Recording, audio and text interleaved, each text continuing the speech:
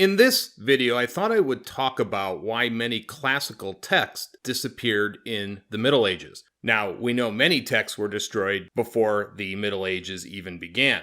There was the sack of Rome in 387 when the Gauls came raiding down the Italian peninsula. And of course, there was also the fire at the Great Library of Alexandria. But there were also many texts that survived to the Middle Ages, and they simply were not copied. And so they started to disintegrate over time because these were copied on parchments. And as I mentioned, those would simply disintegrate if you didn't copy them. The problem was, though, that copying these texts was very expensive, especially before the printing press.